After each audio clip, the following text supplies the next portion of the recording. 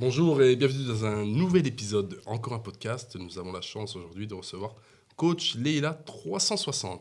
Pourquoi 360 ? Déjà, bonjour et merci de l'invitation dans ce super podcast. J'avais hâte. Alors, pourquoi 360 ? Je pense qu'au fur et à mesure du podcast, on va en discuter. Mais c'est parce que je n'ai pas qu'une seule compétence, je n'ai pas qu'une seule aptitude. Et lorsque les gens viennent me trouver en coaching, j'utilise ces différentes compétences dont on parlera, notamment pour révéler des potentiels et créer de l'impact. Ok. Je vous présente aussi Lorion.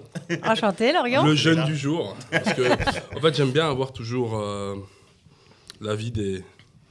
En fait, je n'aime pas parler à la place des autres. Simplement. Donc, voilà comment on va pouvoir révéler ce grand potentiel qui aujourd'hui a sa première émission à lui, en fait. Et on applaudit, hein, moi je dis bravo.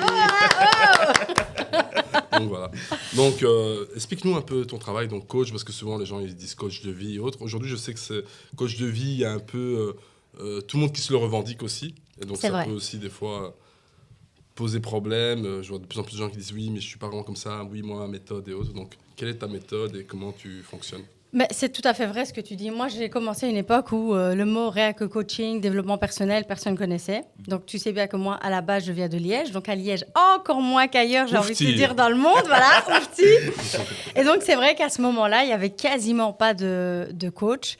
Et aujourd'hui, c'est vrai qu'on en voit fleurir d'un petit peu partout. Alors, il y a toujours les deux écoles. J'aime pas te dire ça, mais il faut quand même dire la vérité. Il y a les bons coachs, ceux qui font ça pour des bonnes raisons, parce qu'ils veulent vraiment développer le potentiel des gens. On les reconnaît comment ?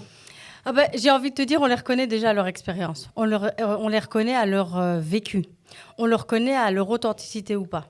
Et puis, je dis toujours aux personnes, vous choisissez d'abord un coach avec la façon dont vous allez vous sentir bien avec cette personne. Est-ce que lorsque vous êtes en présence de cette personne, il y a une énergie qui se dégage ? Est-ce que cette personne, elle vous met en confiance ? Et aujourd'hui, tu sais bien que la majorité de ce qu'on voit d'abord, c'est via les réseaux sociaux. Et à un moment donné, sur les réseaux sociaux, tu ne peux pas mentir. Tu peux peut-être mentir sur une vidéo, 2 vidéos, mais quand tu as de la constance, à un moment donné, tu ne peux plus mentir. Et c'est quoi alors un mauvais coach ? Alors, j'ai toujours l'habitude de dire, et c'est très fort ce que je vais dire, quelqu'un qui connaît vraiment bien le développement personnel, il peut soit devenir un très bon coach, c'est-à-dire quelqu'un qui va développer le potentiel de la personne, l'aider à grandir, l'aider à se retrouver elle-même. C'est-à-dire qu'un vrai bon coach, développement personnel je parle, et après on parlera de mes autres casquettes, va pas te fournir toutes les réponses à tes questions comme ça, clé sur porte. Il va vraiment aller à l'intérieur de toi et t'aider toi-même à trouver les clés pour t'en sortir. Un mauvais coach, et c'est là où c'est dur, et je crois que vous avez peut-être vu le film Gourou qui est sorti, un mauvais coach, il va devenir un gourou. Un mauvais coach, qu'est-ce qu'il veut ? Il veut qu'on l'idolâtre. Un mauvais coach...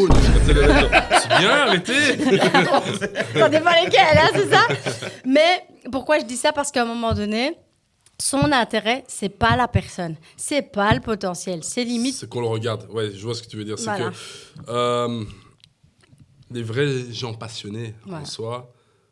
Quand ils reçoivent, on va dire, un client, ils ont envie de l'aider. Exactement. Et pas parler pour s'entendre parler. C'est ça. C'est ça que j'ai envie de dire. Il y a beaucoup de gens qui ont plein de choses à dire, mais quand tu les écoutes, ils s'écoutent en même temps. C'est ça, Et complètement. Ça Complètement. Et d'ailleurs, c'est peut-être surprenant, mais 80% d'une séance de coaching, c'est pas moi qui parle. C'est la personne. Et les 20%... Séance gratos, là. Entre autres, hein, mais qui sait ? Avec plaisir, avec plaisir. Mais les 20%, en fait, c'est des questions tellement pointues qui sont là pour réveiller quoi ? Et comme je le dis toujours, pas le cerveau conscient. Le cerveau conscient, il sait ce qu'il doit faire ou ce qu'il a à faire. Tout ce qui nous empêche d'avancer, d'évoluer ou d'aller au-delà de ce qu'on est capable de faire, c'est que notre cerveau inconscient. C'est-à-dire, en fait, on a des projets et donc il y a le cerveau conscient, ce dont on sait de quoi on est capable. Mm-hmm. Et il y a une partie de nous aussi qui est donc inconscient. Et c'est ça ton travail. C'est cette partie inconsciente, en fait, c'est la plus grosse partie de ton cerveau, j'ai envie de te dire. Allez, sur 100% des actes que tu mènes au quotidien, 85% de ces actes, c'est complètement inconscient. Est-ce qu'aujourd'hui, tu réfléchis encore, enfin, je ne sais pas si vous conduisez, mais lorsqu'il y a un feu rouge, de devoir, par exemple, vous arrêter, vous y réfléchissez même plus. Et... Ouais, des fois, on y va, hein, mais... Mais, allez, le matin, logiquement, quand tu es censé prendre ta brosse à dents, mettre du dentifrice, tu ne mets plus de la conscience la conduite, C'est vrai qu'avec le temps, on fait Voilà, plusieurs avec choses. le temps. On écoute, Voilà. on voit, on utilise nos mains. Quelque chose, tu lui dis maintenant, fais ça. Plus tes mains, plus ces trucs, on va être perdu, alors que la conduite, ça devient Complètement. instinctif. Et quand c'est positif, j'ai envie de te dire, ça va. Mais quand, à un moment donné, tu as peur du regard des autres, tu as un super projet qui est dans ta tête depuis peut-être 10 ans, mais que tu comprends pas pourquoi ça te bloque, que tu comprends pas pourquoi instinctivement, quand tu rencontres ce type de personne, tu n'arrives pas à poser tes limites, c'est là qu'on doit aller travailler le cerveau inconscient. C'est là qu'on doit essayer de comprendre d'où viennent ces blocages. Et la majorité du temps, ces blocages, ils peuvent venir même de ton enfance. Ils peuvent venir parfois de très très loin et pas forcément de quelque chose de négatif. Et plus tu vas creuser avec la personne, et plus la personne va, entre guillemets, trouver la source. Mais après, il y a ceux qui s'arrêtent là. Moi, je ne m'arrête pas là parce que trouver la source, c'est bien. Et après, on en fait quoi? Non. Après, on est là pour mettre des plans d'action. On est là pour définir réellement qui est la personne, qui est-ce qu'elle veut, c'est quoi ses blocages, c'est quoi ses valeurs. J'ai une question. Oui, bien sûr. À la base, c'est pas plutôt le rôle d'un psychologue? Ah, j'aime bien cette question. Et il faut que tu saches aussi que je coach beaucoup de psychologues. Et je coach et j'ai coaché, j'ai rencontré aussi beaucoup de psychologues et pas plus tard que la semaine passée, j'en ai encore qui m'ont écrit sur les réseaux sociaux. Ah oui, je l'ai suivi, grâce à toi d'ailleurs, Ashraf. En fait, et ne m'en veux pas, Ashraf, mais je vais schématiser très fort. Logique, je dis bien schématiser très fort parce que j'ai tous les psys qui nous suivent là qui vont me taper derrière. En gros, un psychologue est censé trouver la source d'un problème, d'accord? Et logiquement, s'arrêter là. Il n'y a pas de le plan d'action, qu'est-ce qu'on met en place pour y arriver. Il n'y a pas, tous les psys ne sont pas les mêmes évidemment, mais comment est-ce qu'on choque les gens pour justement réveiller ce côté inconscient, d'accord? Et nous, les coachs, on est censé arriver après pour le plan d'action. Mais comme je t'ai expliqué, moi, ma méthode, elle est 360 degrés. Ça veut dire que quand je sens que la personne que j'ai en face de moi, elle a vraiment un poids du passé beaucoup trop lourd, je ne peux pas travailler que sur un plan d'action et que sur un état des lieux aujourd'hui si je n'ai pas d'abord aussi creusé un petit peu ce qui se passe dans le passé. Et ça peut être, par exemple, un entrepreneur qui va venir me trouver pour développer son business. Je lui dis toujours qu'il y a deux options en fonction de ce que je découvre chez cette personne lors de la séance d'introduction.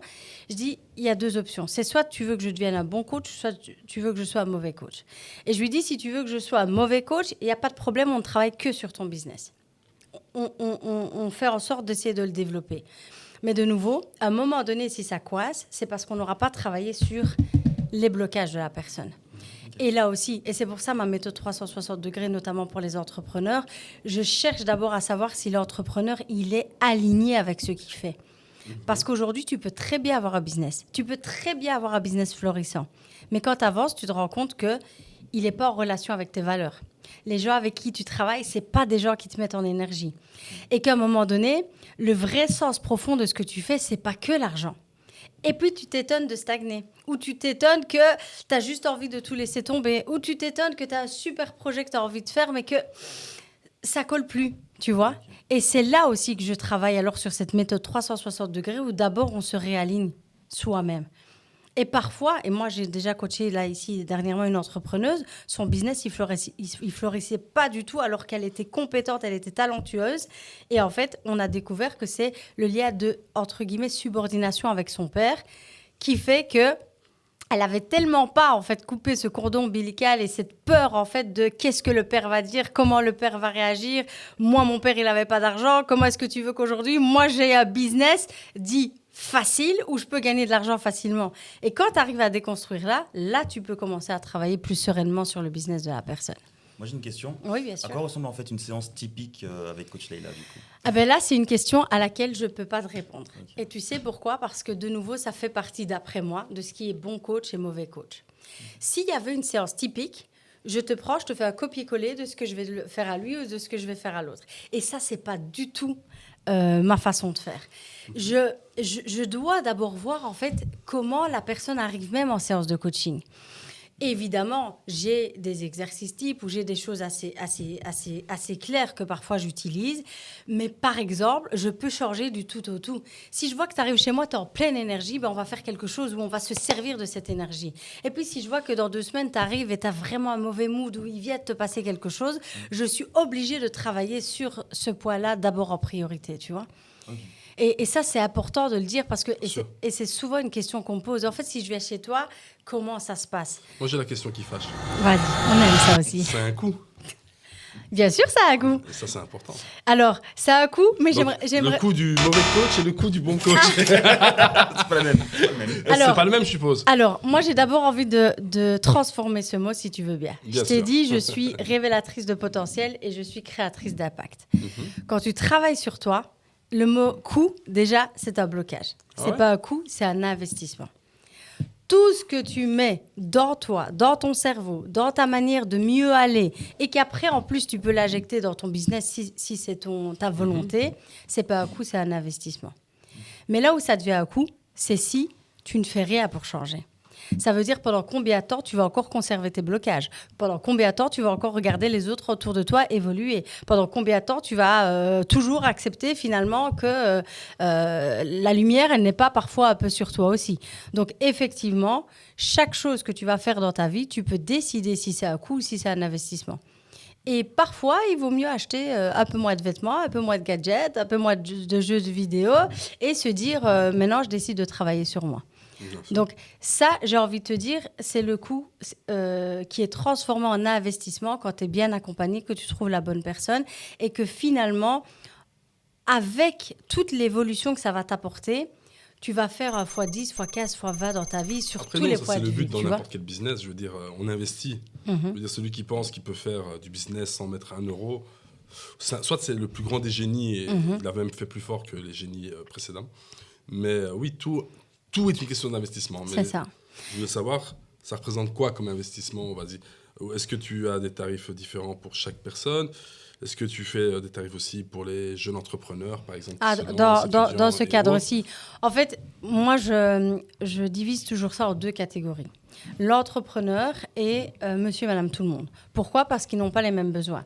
Donc forcément, l'entrepreneur, puisque c'est un investissement pour sa société, le coût, il va être un petit peu plus élevé que monsieur et madame tout le monde qui va venir me trouver. Et déjà, on sait très bien qu'un entrepreneur, en plus de ça, il peut, quand ça concerne du coaching, de la formation, il peut défalquer tout ça dans sa fiscalité. Oui, donc ça, effectivement. Et oui, à ce niveau-là, il y a une différence. Mais par contre, si tu assistes à un de mes événements, je ne vais pas faire de différence parce que toi, tu es Madame Jacqueline ou toi, tu es Monsieur Jacques. Ça, c'est pas un problème, tu vois. Moi, j'ai une question. Ouais. Si vous avez 5 conseils à donner ou 5 choses qu'on pourrait faire au quotidien pour améliorer un peu les semaines, les jours. Super, très très bonne question. D'abord, j'ai envie de te demander, ce serait pour améliorer quoi? Parce que c'est un peu général. On va dire, en tant que monsieur et madame tout le monde, jeune, voilà, je suis un jeune, je suis étudiant, j'ai des rêves dans la tête. Jeune. Il est jeune, il est jeune. Non, voilà, j'ai des rêves, donc pour quelqu'un en fait, qui se cherche, est-ce que vous avez peut-être 5 conseils à donner pour qu'on puisse améliorer le quotidien Ouais. Très bonne question. Un jeune qui se cherche, justement, qu'est-ce qu'il doit faire? C'est essayer de mettre de la clarté dans sa vie. Et donc, pour mettre de la clarté, comme je t'ai dit, il faut se poser les bonnes questions. Et moi, je pars du principe qu'on doit tous avoir un meilleur ami ou une meilleure amie, et ce n'est pas forcément une personne physique. Moi, je dis toujours, tu prends un carnet, tu prends un bic. Ça, c'est le premier des conseils que je vais te donner, c'est prendre un carnet et prendre un bic. Chaque matin, quand tu te lèves, tu poses déjà ton intention de la journée. C'est peut-être des choses qu'on t'a jamais dites ou qu'on t'a dites, mais d'une façon un peu différente. Mais premièrement, pour moi, c'est quoi mon intention dans cette journée? Et trop souvent, on ne mesure pas le pouvoir de l'intention. Tu vois? Le pouvoir des mots aussi. Les mots, ça va encore être autre chose et ça va peut-être être encore un autre conseil. Mais l'intention, c'est aujourd'hui pourquoi je me lève. Tu vois, mon attention du jour, qu'est-ce que j'attends de cette journée? Et pourquoi? Parce que ton cerveau, de nouveau la partie inconsciente là, il n'y a que toi qui peux la téléguider. Si tu laisses tout ce qui est négatif des gens autour de toi, c'est eux qui vont téléguider ton cerveau. Mais si toi, tu poses cette attention claire en te disant, tu sais quoi, cette journée, elle va être incroyable. Et dans cette journée, Deuxième conseil, tes 3 objectifs de la journée. J'ai envie de rencontrer 5 nouvelles personnes. J'ai envie d'aller tourner un podcast et je veux être le plus impactant possible dans mon podcast. 3e objectif, ça pourrait être me rapprocher de mon rêve ou de mon objectif. Donc, tu vois, premièrement, je dirais l'attention. Deuxièmement, te poser des questions fortes. Et plus tu vas te connaître, et qui sait, un jour, tu assisteras peut-être à une de mes formations et tu vas voir qu'il y a tout un protocole. Troisièmement, je dirais, et ça, ce serait plutôt en fin de journée, la gratitude. On l'oublie trop souvent, hein, mais la gratitude. C'est trop facile de se dire, et on se le dit... La gratitude, pas l'ingratitude. Non, la gratitude. C'est trop facile de se dire, oh punaise, j'ai passé une journée pourrie, oh, ça ne va pas, etc. Ben non. Envers soi-même. Envers soi-même ou même envers les autres, parce que tu sais bien, les autres, c'est toujours plus facile de dire que c'est la faute des autres, de toute façon, tu vois. C'est la faute. Voilà, notre cerveau, il est câblé comme ça. Donc, je dirais vraiment en fin de journée, tu t'assis et de nouveau, tu reprends ton carnet. Quels ont été, tu vois, mes 3 points de gratitude de la journée, tu vois? C'est quoi mes 3 points de gratitude? Après, ceux qui croient en Dieu, ce sera par rapport à Dieu, peut-être. Ceux qui ne croient pas du tout en Dieu, c'est la gratitude. Moi, j'ai toujours l'habitude de dire, si c'est la fée clochette que vous croyez, ou les airs, ou l'univers, ou je ne sais pas quoi, ou les pierres précieuses, peu importe, vous faites ce que vous voulez. Mais vos 3 points de gratitude de la journée. Tu vois, ça devient comique, c'est bien. On désacralise le développement personnel, donc ça, c'est extraordinaire. Enfin, moi, en tout cas, ouais, j'ai...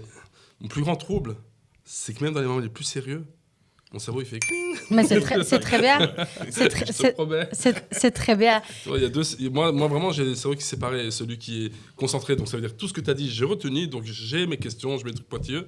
Et puis il y a un qui se balade derrière en mode genre, bon, je vais lâcher un truc. Ouais. Mais ça fait aussi partie de ta personnalité, ça fait partie du personnage que tu es. Et puis ça peut aussi parfois être soit une surconfiance en toi, soit un manque de confiance en soi. Parfois, quand on est mal à l'aise, on utilise aussi l'humour. Non, je suis pas mal à l'aise, mais je pense que c'est un jonglage. Hein. Oui, c'est ça. Tu crées toi-même ta personnalité. En fonction d'une situation, c'est de la surconfiance. En fonction d'une situation, des fois, c'est un manque de confiance, ouais, je veux dire. C'est ça. On ne peut pas être toujours à 100% en surconfiance. C'est sûr. Par exemple, moi, je suis comme ça dans un podcast, je vais être hyper sérieuse. Mais si tu vas me voir sur scène, je fais que lâcher des blagues. Mais pourquoi? Parce le cerveau, il a besoin aussi de s'associer à quelque chose de drôle, à quelque chose, tu vois. Oui, c'est quelque chose de lourd, de redondant, ou que ça fasse trop gourou aussi. Voilà, exactement. Tu vois, comme ces trucs un peu à l'américaine, tu montes sur scène. Tu veux ça, fais ça. Tu veux ça, fais ça. C'est bon. Achète ma formation. Ouais, c'est ça. Avec ma méthode Easy Tape, tu deviendras riche en 3 jours seulement. Mais après, je veux pas non plus qu'on dise, parce que ça, je l'ai entendu, parce que t'es coach, tu peux pas faire du business, tu dois. En fait, c'est ça qui va faire vivre ta famille aussi. Et en même temps, si tu sais pas faire du business, comment tu vas pouvoir conseiller les autres? Exactement. Et là, c'est bien quand tu le considères en business, mais quand c'est en développement personnel, peu de gens comprennent que le fait d'aider les gens à se sentir mieux, à mettre du sens dans leur vie, c'est juste quelque chose d'incroyable. Parce que les psychologues, ok, ils ont un métier psychologue, psychiatre, mais ils sont payés à la fin. Mais bien sûr. Et pourtant, on dit mais c'est de la médecine, c'est important, ceci. Non, ils sont payés. Un médecin, quand il t'ausculte, tu le payes aussi de toute façon. J'ai une question justement. Est-ce qu'il n'y a pas dans ton métier justement trop de personnes qui pensent que tes conseils sont gratuits? Ah, très bonne question. Alors, non seulement ça, mais parce que quelque part, moi, je suis quelqu'un de très authentique. Et sur mes réseaux sociaux, en tout cas pour tous ceux qui me suivent, ils savent que je réponds toujours à tout. Après, il y a répondre à tout et répondre à tout. Oui. Ce qui veut dire que j'ai... mais oui, la petite séance. Comme quand tu as un ami médecin. Oui, j'ai mon petit pouce là, tu vois. Il y a un petit truc. Tu peux me dire... Voilà. Tu peux pas le remettre en place. Tu vois, la séance gratos dans chaque chose, quoi. Comme avec les psys aussi. C'est ça, c'est ça. Vrai. Alors que, et là, quelque part, c'est nous qui devons montrer l'exemple de mettre notre limite en disant, écoute, voilà, mais après, si tu veux plus, il n'y a pas de souci, on peut se prendre une séance de coaching ou un protocole de coaching. Par exemple, mets ça en place. Parce que même, je veux dire, nous, on est un média. OK. Une média. On s'autofinance. Et certes, ça fonctionne. Et autres, quand à un moment, des fois aussi, expliquer à des personnes, donc voilà, il y a toujours le truc intéressant de faire une vidéo, découvrir les gens, et tout. Mais des fois, il y a des trucs qui veulent plus. Comment on peut mettre le cadre en mode genre, oui, ok, là, on peut aller plus loin, mais il y a un moment, tout a un coup. C'est ça. Bah, j'ai envie de te dire, la meilleure... gratos. Ouais, mais avec plaisir, et ça va aider vos auditeurs. Tu vas voir, c'est très simple ce que je vais dire, mais c'est pas simpliste. La meilleure façon de le faire, c'est de le faire.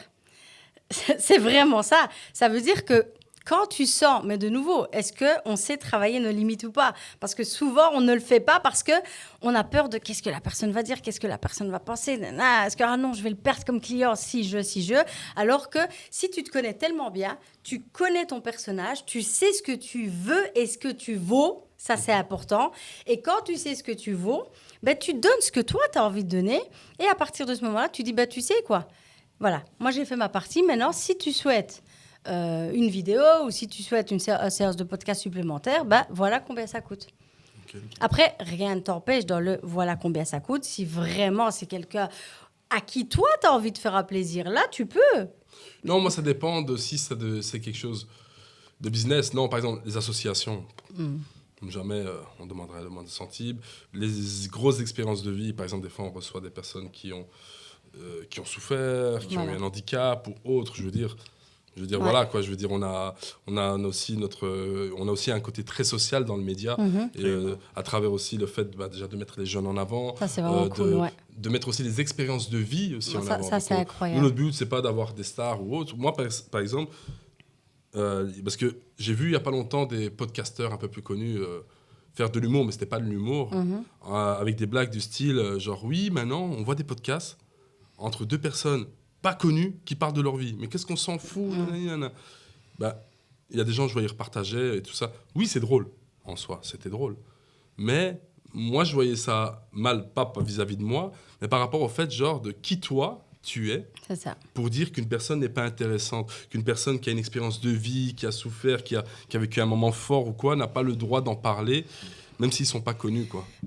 Là, c'est super ce que tu viens de donner comme exemple, parce que c'est ce qu'on appelle la perception. Ta perception ne va pas être la même que le gars qui a dénigré les deux gars qui se parlent entre eux. Ça veut dire que sa manière à lui de faire du business ne va pas être la tienne. Et quand je parlais justement d'alignement et de valeurs, dans le business, c'est pour ça qu'on doit travailler sur nos valeurs. Je n'ai pas dit qu'une valeur, elle était forcément bonne, positive, au sens général, j'ai envie de dire, du monde. Si j'ai quelqu'un en face de moi, c'est malheureux, hein, mais je travaille ses valeurs et que lui me dit « moi, j'en ai rien à foutre des gens, moi, je veux que du fric. » Sa manière d'aller faire du business, ça ne va pas être la même que quelqu'un qui, justement, comme moi, non, l'argent ne doit être qu'une conséquence du fait de faire du bien aux autres. Tu comprends? Donc, les deux manières... cette phrase. Voilà. Conséquence. C'est exactement ça. L'argent ne doit être qu'une conséquence du fait de faire du bien aux autres. C'est pour ça que quand on travaille, et désolé, je répondrai à ta question sur les sacs, sur la vision, le pourquoi profond, etc. Dans la vision, quand on ne parle que d'argent, d'abord, je mets un blocage. Je dis, OK, mais dis-moi plutôt, avant de me dire combien d'argent tu veux gagner, combien de personnes tu veux aider. Parce qu'on est tous... Qu'on soit mécanicien, qu'on fasse des podcasts, qu'on soit coach, qu'on soit peintre, qu'on travaille comme ingénieur, on est tous des personnes. Mais la vraie question, c'est combien de personnes tu veux d'abord aider. Et puis sur base de ça, oui, l'argent sera une conséquence. Et plus tu vas aider des gens, et forcément, plus potentiellement tu pourras gagner de l'argent. Mais si tu mets comme valeur number one l'argent, je peux te dire une chose, à force de courir après l'argent, ça ne viendra jamais à toi. Je suis d'accord. Ça ne viendra jamais à toi. Et donc, pour en revenir à ce que tu disais, si les associations ou les personnes qui ont des expériences de vie, tu ne vas pas leur faire payer un podcast, un entrepreneur qui a besoin de visibilité, et ça, c'est aussi une de mes casquettes, qui dit visibilité, est-ce qu'on paye un caméraman? Oui. Est-ce qu'on paye un monteur vidéo? Oui. Est-ce qu'on paye parfois des gens comme moi pour écrire des scripts pour des entrepreneurs? Oui. Pourquoi on ne payerait pas pour venir dans un podcast?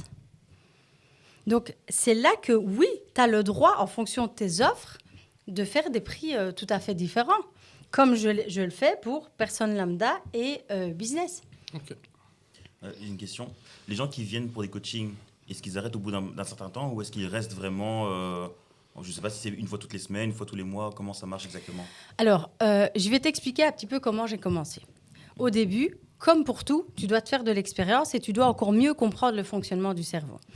Donc, au début, je faisais payer à la séance. Et donc, forcément, quand la personne n'arrivait pas à un certain nombre de séances, elle n'arrivait pas... si, elle arrivait à un certain objectif, mais pas comme moi, j'aurais voulu booster encore plus son potentiel et qu'elle crée de l'impact autour d'elle. Et puis, je me suis dit, en fait, non. Dans ma manière de fonctionner, je ne veux pas des gens one-shot. Des gens one-shot, c'est des gens qui vont venir chercher, tu vois, une petite dose d'adrénaline.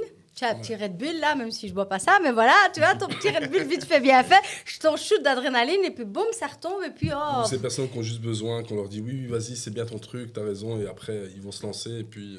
Voilà, et encore. Ils se lanceront pas, et puis ils vont dire que tu es une mauvaise coach, tu vois. Alors moi, ce que j'ai décidé de faire, en fait, je fais maintenant des programmes d'accompagnement.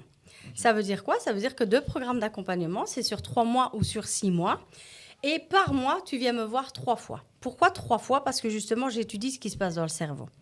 1 fois tous les 10 jours. Parce que comme je travaille le cerveau inconscient, je dis toujours, je tire sur l'élastique de ton cerveau. C'est-à-dire, pendant la séance, j'aurais tellement fait de travail que si je te laisse trop longtemps après, tu auras déjà tout oublié. Oui. Mais si, comme certains qui veulent venir me voir tous les 3 jours, je dis non, tu n'as pas assez de recul.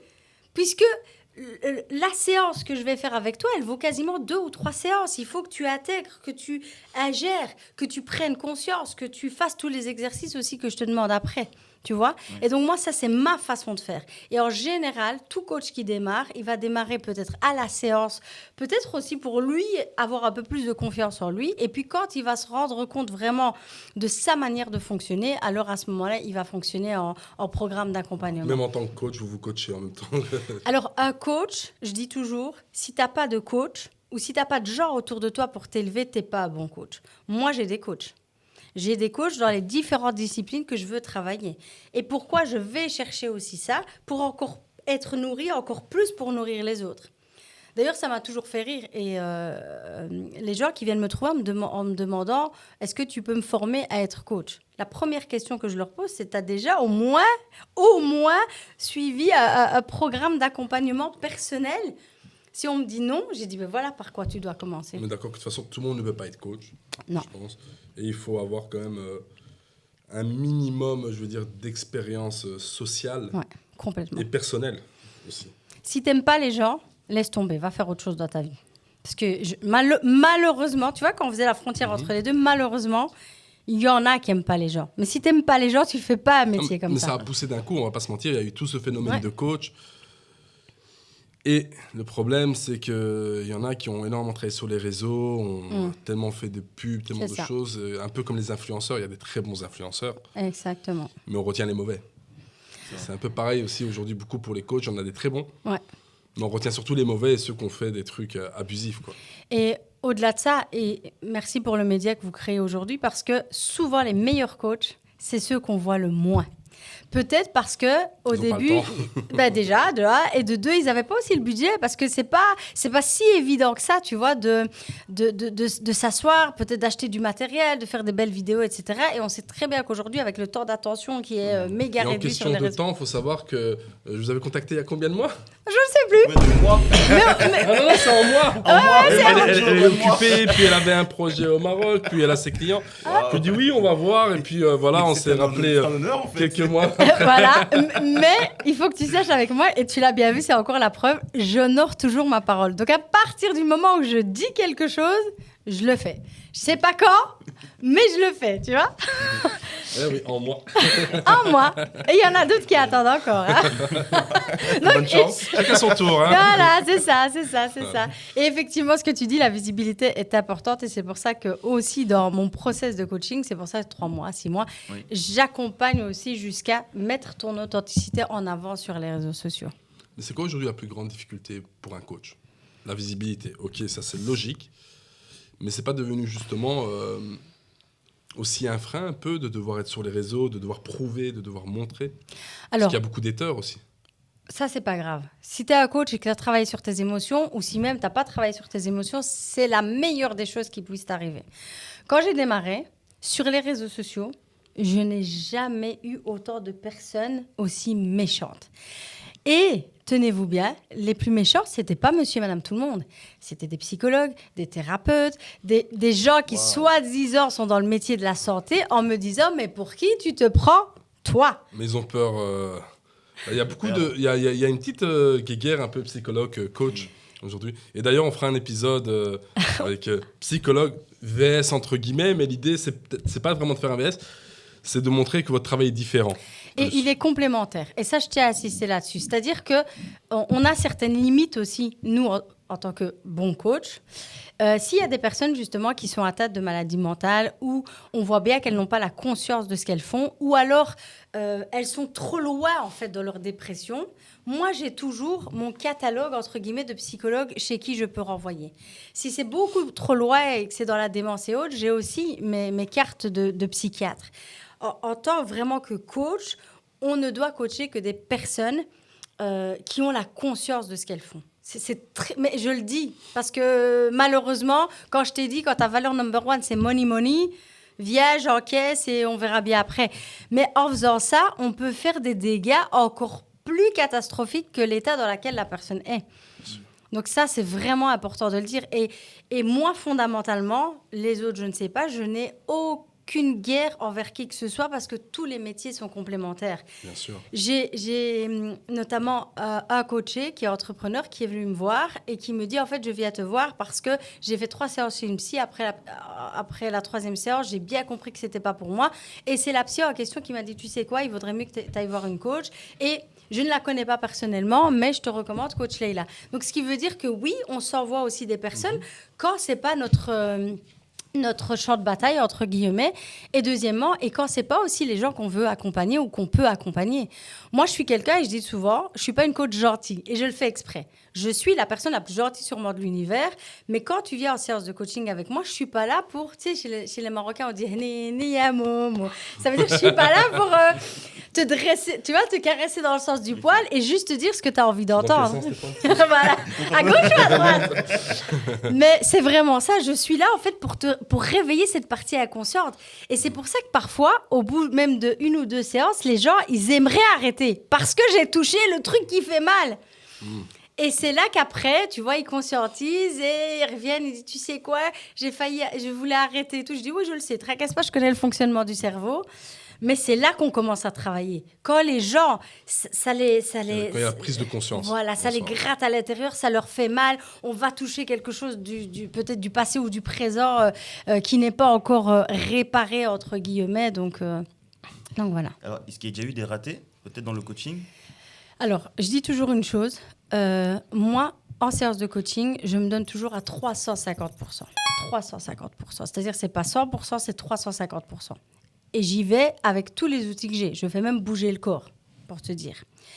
Quand il y a un raté, c'est que la personne en face de moi, elle n'est pas appliquée.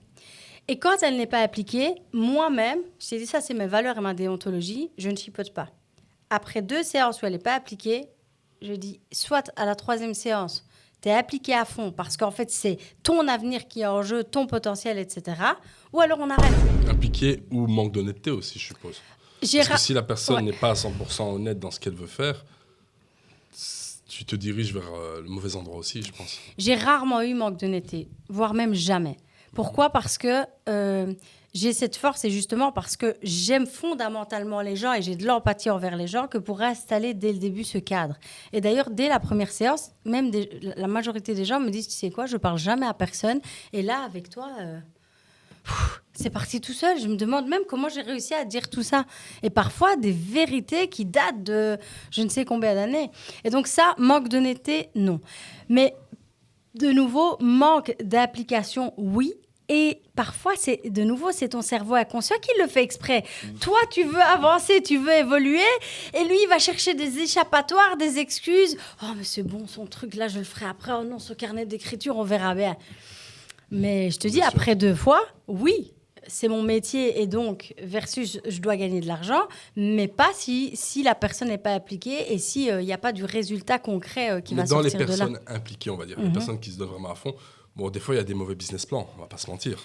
Voilà, et c'est peut-être à ce niveau-là où des fois, il peut y avoir des échecs quand même. En fait, mon travail à moi, c'est de t'amener jusqu'à la conception de ton business et ta visibilité sur tes réseaux. Le résultat qui en découle en termes financiers, entre guillemets, c'est pas ma responsabilité. Et d'autant plus que je te suis 3 mois, 6 mois, je te suis pas 15 ans. Sauf si, et ça, il y a des entrepreneurs qui m'ont déjà pris comme mission d'1 an ou 2 ans, j'intègre leur entreprise. Oui, tu as quelque chose à gagner quand même, quoi, un minimum. Ah oui, quand j'intègre l'entreprise, oui, c'est-à-dire que c'est plus du coaching one-to-one, c'est vraiment du coaching pour toute l'entreprise ou des fois, je prends une fonction. Comme par exemple, rédiger les scripts des vidéos qui vont apparaître sur les réseaux sociaux pour le dirigeant, tu vois, ou alors coacher des académies de formation. Ça, je l'ai déjà fait, tu vois. Être coach femme, ça t'a déjà posé des problèmes, le fait d'être une femme? Parce que bon, t'as vu la société dans laquelle on vit, plus tu portes un turban et tout ça, donc je connais cette société, quoi. On s'est eu au téléphone. Tu vois, je t'ai dit que j'allais te poser la question parce que c'est une réalité, quoi. Il n'y a pas des personnes des fois qui se disent « Ah non, elle va penser comme ça, non, ça ne m'intéresse pas ». Tu as déjà eu des gens justement que ça les a fait reculer? Alors, être une femme, on ne va pas se mentir, dans la société dans laquelle on vit aujourd'hui, ce n'est pas évident, d'accord? Mais j'ai envie de te dire aussi, ça l'était moins pour moi quand je n'avais pas encore travaillé sur moi. C'est-à-dire il y a au moins 10 ou 15 ans. Plus tu vas travailler sur toi, et plus toi-même, en fait, tu sais poser tes limites. Et tu sais montrer où est ta valeur et ta plus-value, et tu sais aussi détecter quels sont les clients que tu veux avec toi. Mais clairement, et c'est pour ça que je fais encore la promotion de mes coachings, et très certainement d'autres coachs aussi, mais travaillez sur vous, que vous soyez une femme ou que vous soyez un homme, travaillez sur vous. Travaillez sur vous parce que cette société, elle n'est pas là pour être gentille avec vous. Elle n'est pas là pour vouloir votre bien, malheureusement. Tous les gens qui vont graviter autour de vous ne sont pas des gens qui veulent votre bien. Moi-même, je le dis, le nombre de sociétés dans lesquelles je suis rentrée, où on m'a exploitée. Et on m'a exploitée en se disant, c'est une femme, elle vaut sans doute moins qu'un homme. J'ai intégré, mais je ne vais pas la citer, pendant 2 ans, une énorme société. Dans le corporate, il n'y avait jamais eu une seule femme. Jamais. Les dirigeants principaux, ils m'ont repéré justement dans un événement business. Ils m'ont dit, toi, tu viens avec nous. OK, j'ai dit oui.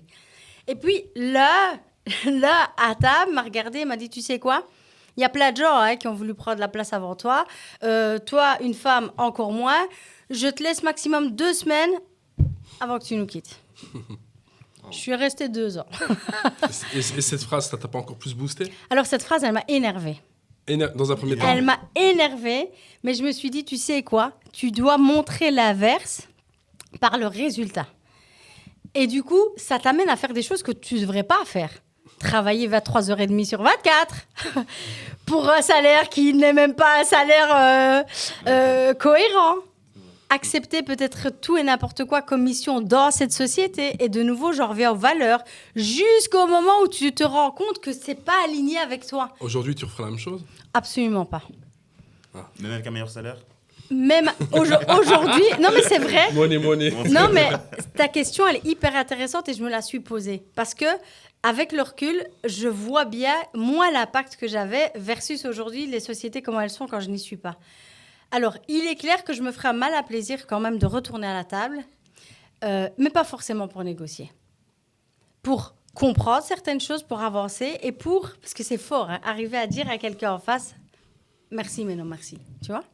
Mais, parce qu'on a tous ce truc de, par exemple, on va rencontrer des gens, ils vont nous dire des choses qui nous blessent. Sûrement, on va dire, ah, ok. Et puis, tu rentres chez toi et tu te fais tout le film de comment tu aurais dû lui répondre. Ouais.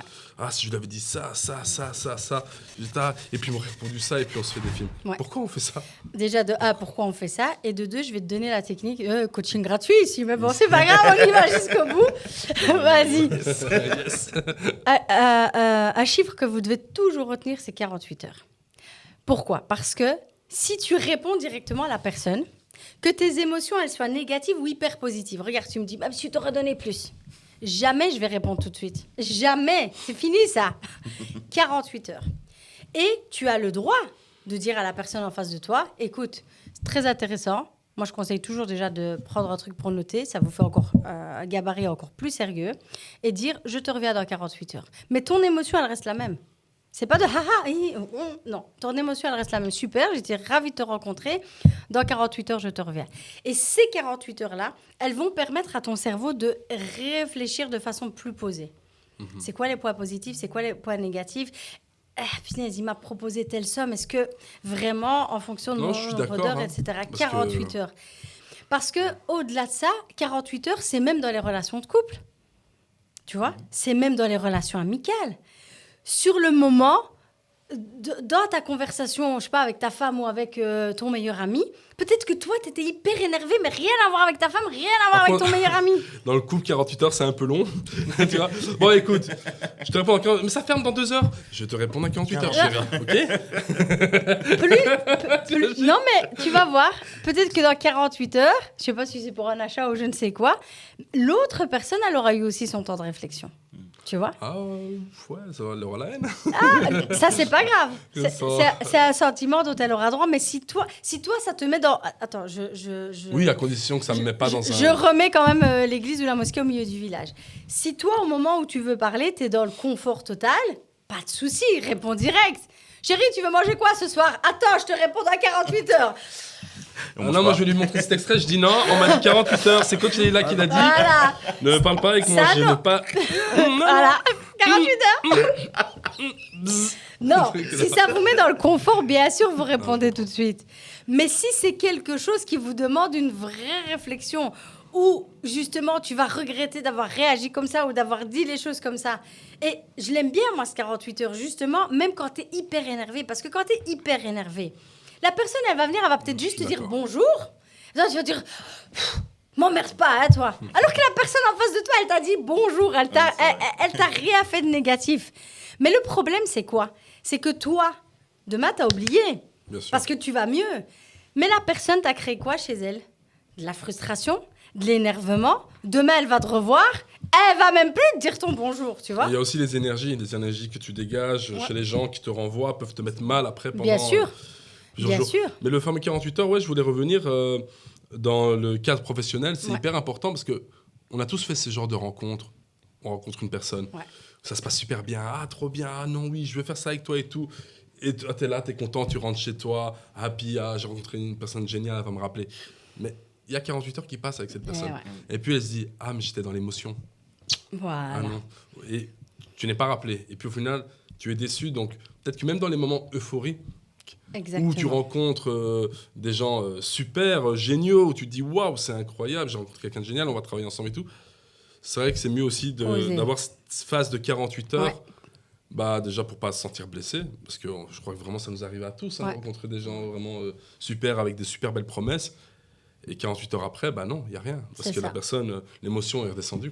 Il y a une phrase... Dans le positif que dans le négatif. Complètement. C'est bien. Il y a une phrase, et ça, je rends toujours à César ce qu'il y a à César, d'un de mes coachs qui dit « Pas de bonnes décisions s'il n'y a pas de bonnes émotions. » Et les bonnes émotions, comme tu as dit, ça peut être de l'euphorie.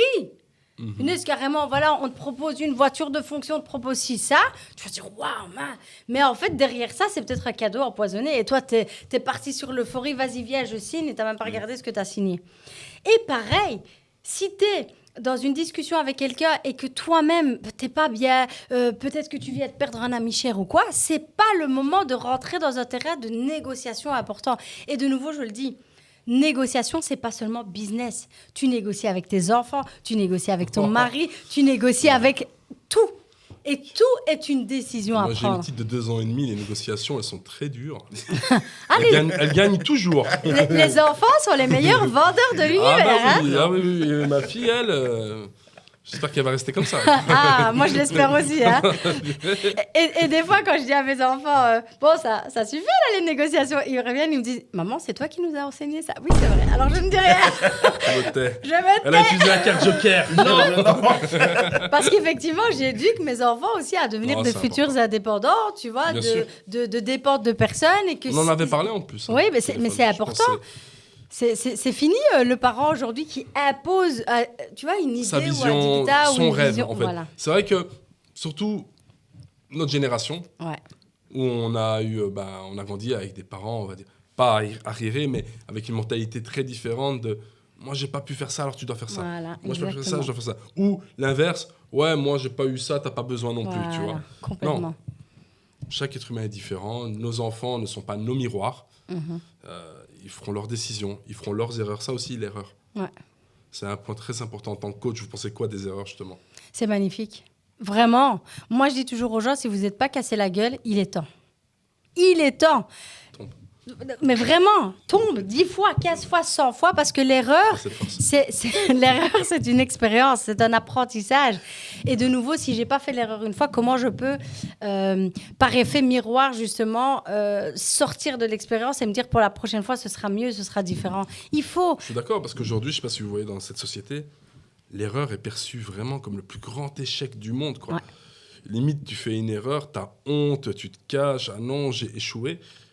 Alors que les plus grands de ce monde, hein, et les plus riches au final, même si c'est facile quand tu es milliardaire de dire « Oh oui, mais non, moi je fais 1000 échecs de ça et tout bah, », ils te le disent tous quand même. Bah oui. Ouais, mais avant d'être milliardaire, ils ont fait ces 1000 échecs. Ouais. Et je pense que c'est vraiment la grosse différence entre la société francophone et les sociétés américaines.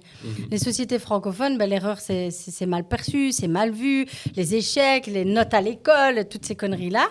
En Amérique, la première question pour t'embaucher qu'on te demande, c'est t'as fait combien d'erreurs? Est-ce que tu as déjà créé des sociétés? Est-ce qu'elles ont déjà coulé, bien etc. Sûr, oui. Et si même tu as fait plusieurs tentatives de sociétés qu'elles ont coulé, on t'engage. On dit c'est ce genre de profil qu'on veut, ose. On a besoin, quelqu'un qui n'a pas peur d'échouer. Voilà, complètement. Parce que ceux qui ont peur d'échouer, tu vas pas avancer. Mais bien sûr. Tout simplement. Et ça, c'est vraiment l'échec. En fait, aujourd'hui, il y a un vrai travail à faire dessus.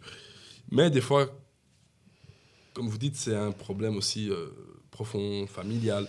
Parce que des parents, des fois, genre, ah, c'est pas bien, t'as échoué, ah, la honte, le paraître, qu'est-ce que vont penser les gens, la famille, choses. Le code du Hshoma. Ouais, tu connais le Hshoma? Tu connais le Hshoma? Il y a ça, et puis... y a le culte, surtout dans les anciennes générations, tu dois être l'enfant parfait. C'est-à-dire tu dois ramener les meilleures notes à l'école. Quand il y a des invités, limite, tu bouges pas. Oui, c'est vrai. Tu bouges pas. C'est ce qu'il a fait, mon fils, ouais. Et moi, le mien, c'est ce qu'il a fait. Voilà. Non. Et ouais, le mien, il a fait la même chose que le tien, mais en mieux. En mieux, tu vois. Moi, le mien, il a échoué. Le mien, plus que toi. Non, pardon. Voilà. et quand c'est en direct de l'enfant, c'est encore pire. On a tous su, regarde ton cousin, regarde ta cousine. Non, ça, c'était un truc vraiment de chez nous, c'est la comparaison, c'était horrible. Ça peut sembler anodin, mais ça te poursuit parfois quand t'es grand. Et après, c'est normal que t'oses pas avancer, t'oses pas évoluer. T'as toujours, tu vois, cette alarme. Tu vois, je dois me comparer à l'autre, je dois me comparer à l'autre. Mais ça va, alhamdoulilah, moi, les critiques ont toujours fait l'effet inverse. J'ai cette chance-là. Plus tu vas me critiquer, plus je vais vouloir te prouver. Mais même vouloir prouver, c'est pas toujours bon non plus. C'est pas bon. Je suis d'accord. Voilà. Mais... ça m'a toujours permis de faire 1001 choses dans ma vie. Mais pour moi, le pire, c'est l'inverse. Ouais. C'est ces gens-là qui n'osent pas à cause qu'ils ont eu beaucoup de critiques. Et moi, j'en connais énormément. Vu que je travaille avec beaucoup de jeunes, je fais des choses avec beaucoup de jeunes qui, toute leur vie, ont eu des critiques. Toute leur vie. Et ça, aujourd'hui, je préfère me retrouver dans mon handicap, parce que oui, c'est un handicap, que dans le leur, honnêtement. Mais en fait... Les deux, comme je dis toujours, c'est des extrêmes qui ne sont pas bons. Mais je jette la pierre à personne. Moi, j'ai toujours été comme toi. C'est-à-dire la critique. Tu vois, le feu à l'intérieur. Je vais te donner un exemple quand j'étais en secondaire. Donc, j'ai participé à un tournoi d'éloquence. D'accord ? Tournoi d'éloquence qui, à l'époque, était réservé aux enfants un petit peu plus élitistes. Et donc, la première année... Et avec un profil... bien spécifique. Bien spécifique, voilà. On va pas se mentir. Bien spécifique, etc. Qui représente bien le belgo-belge. Entre autres, avec un peu beaucoup de moyens. Oui, et dans le jury, tu avais des bocs, tu avais des ministres, enfin bref.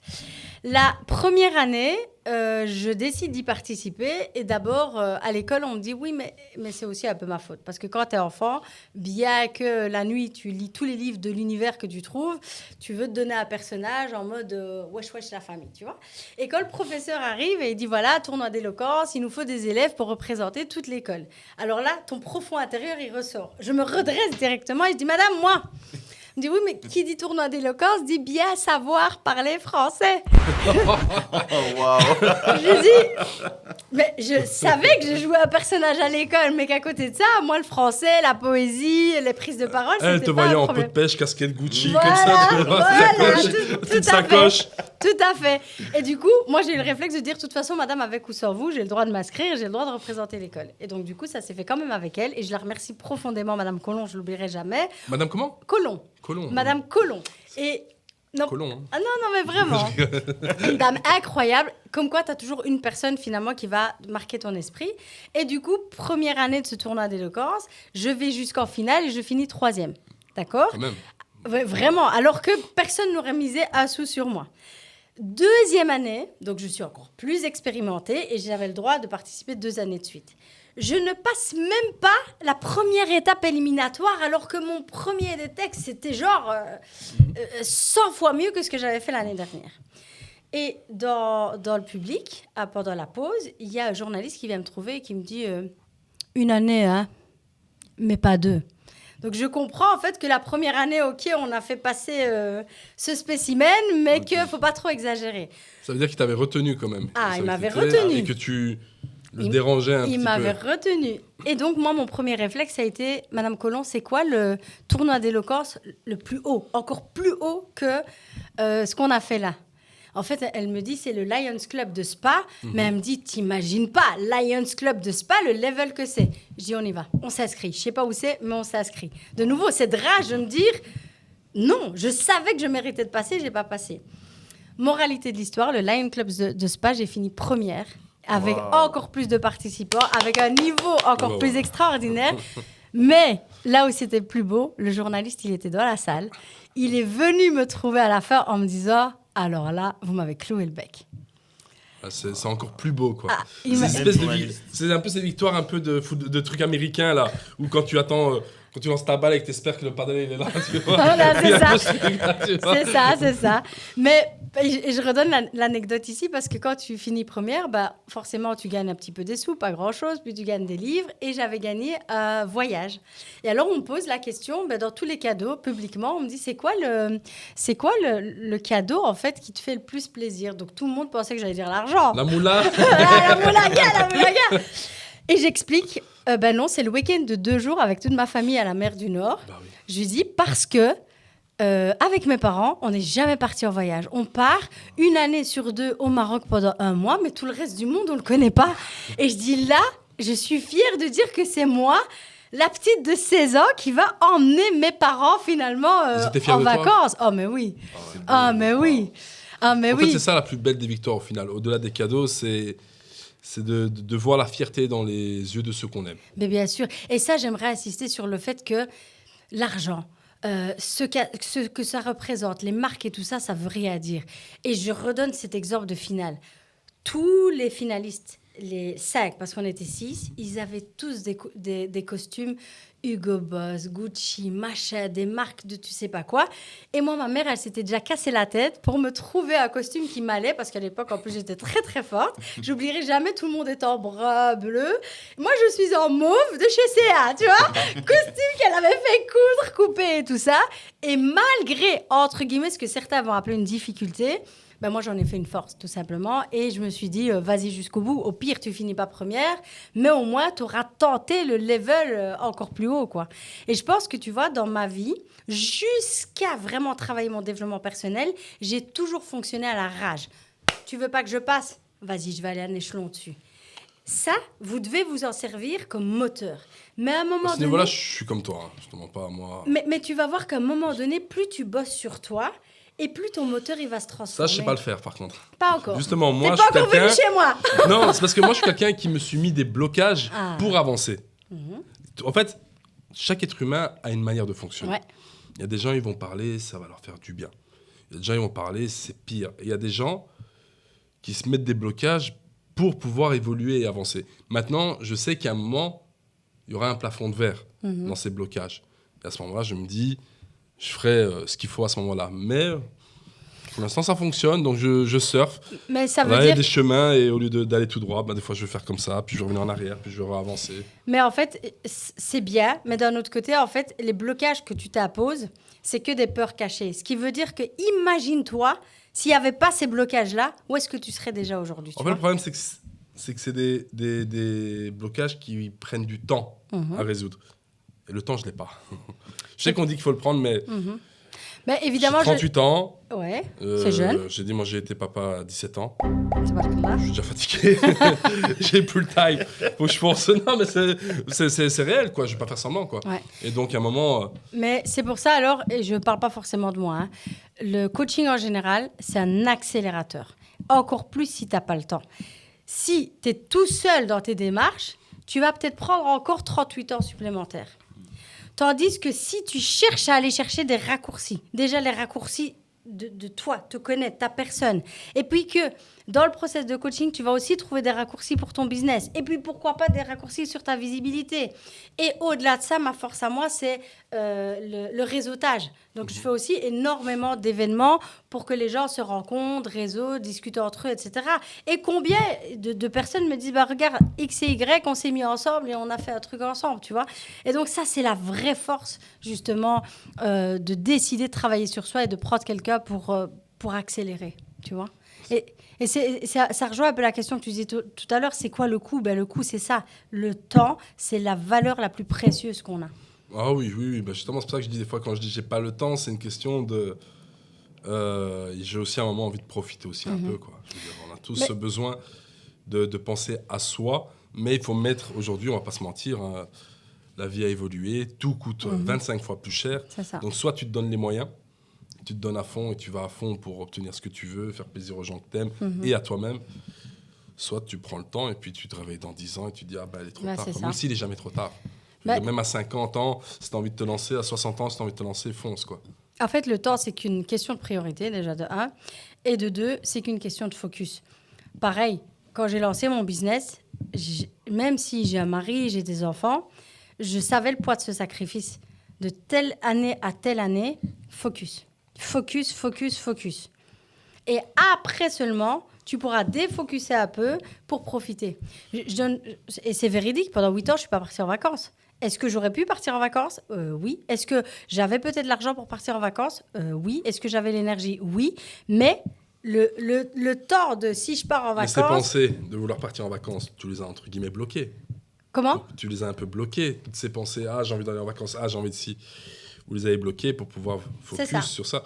Bah, c'est ça, moi aussi, mes blocages. C'est ça. Je bloque des choses pour pouvoir avancer, car je sais que il faut faire certaines choses au bon moment. Ça. Mais alors, c'est pas un blocage. Un blocage, ça sous-entend quelque chose, limite, qui te bloque et ça t'énerve que ça te bloque. Non. Ici, c'est plutôt un plan d'action choisi. ouais. Alors, oui, on va pas se mentir, pendant 8 ans, j'aurais bien voulu partir au soleil, etc., et kiffer ma best life et tout ça. Mais pendant les 8 ans, c'était non. Il y a d'abord ça comme objectif. Quand on les atteint, alors à ce moment-là.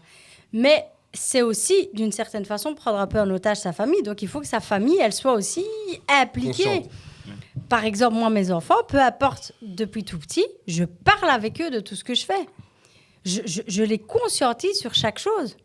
Parce que forcément, c'est pas gai. Tous les copains qui partent tout le temps, t'as été là, moi j'ai été nulle part. C'est pas évident. Mais la récompense finale, elle est où ? Et la récompense aujourd'hui, vous passez des bonnes vacances ? Toujours en travaillant, mais on passe des bonnes vacances.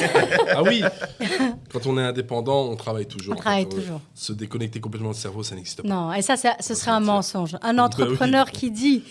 C'est pas vrai. Non, je me donne à fond pour pouvoir ne rien faire pendant 3 mois. C'est pas vrai.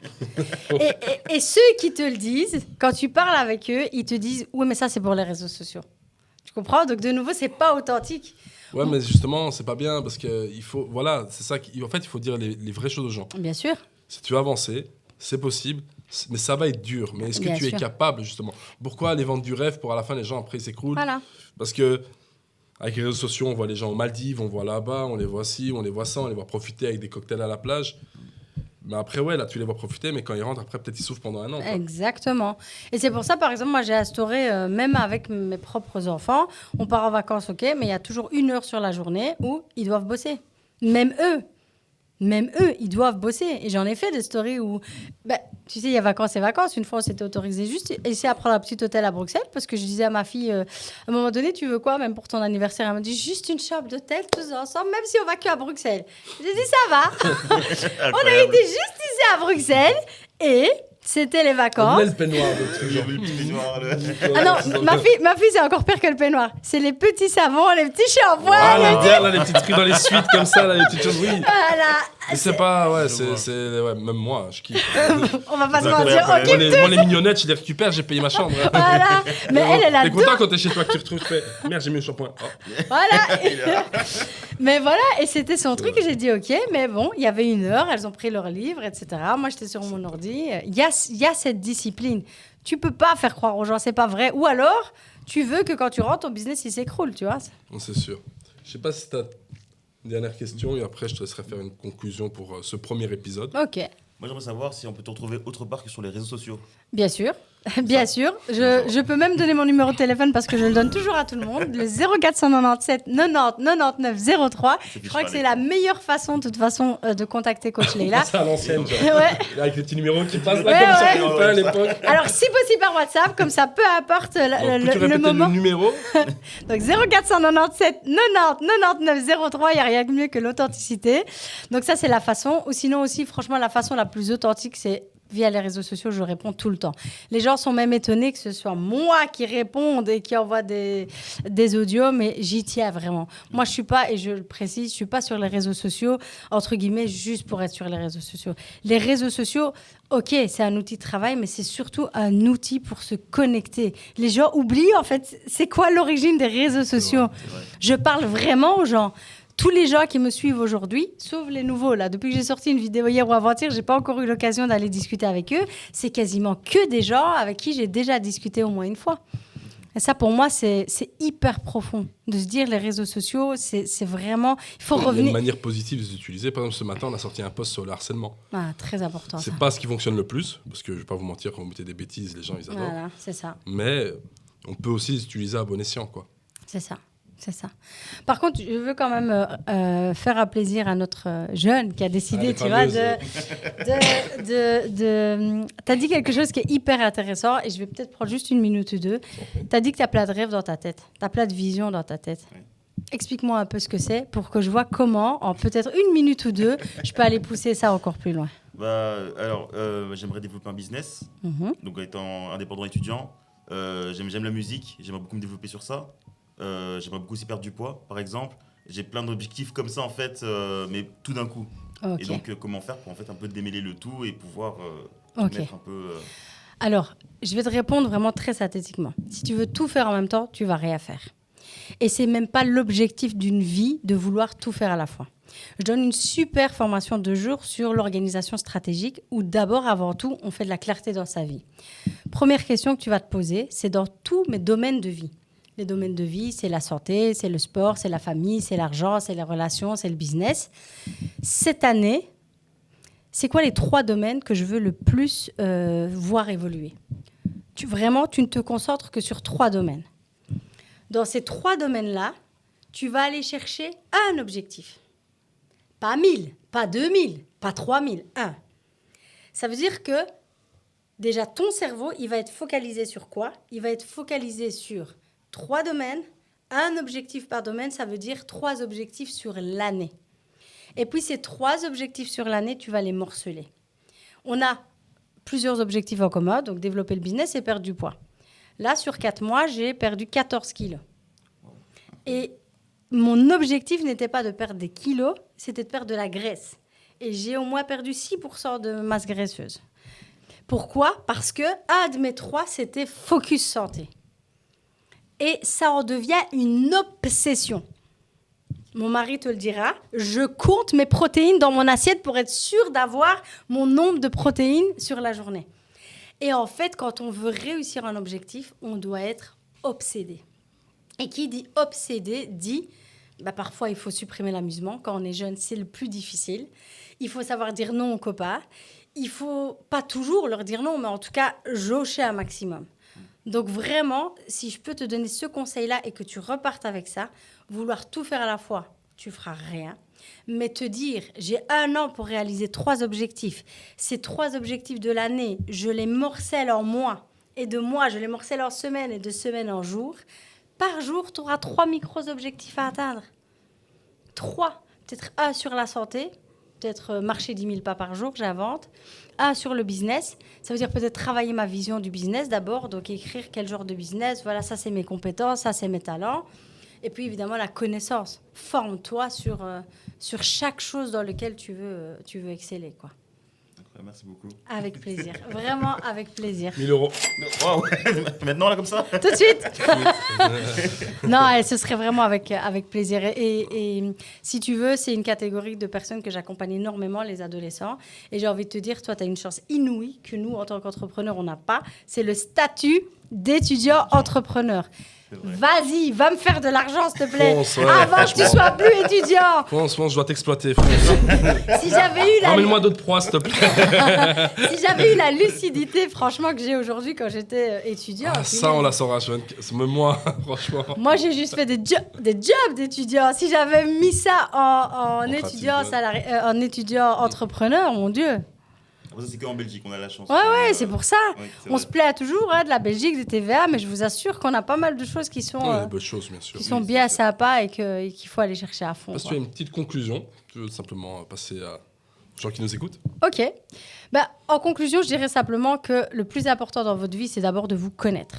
Toi qui me regardes derrière cette caméra, qui tu es réellement, qui est-ce que tu veux. Et je peux te garantir qu'à partir du moment où tu sais clairement qui tu es, ça va révéler ton potentiel. Et deuxièmement, tu vas chercher à créer de l'impact. Et ça, de l'impact, c'est ce que j'essaye de faire moi au quotidien avec chacun de mes coachés. Merci, franchement. Merci de nous avoir suivis. Et vous savez, on n'a jamais vraiment de phrase de fin. Ciao.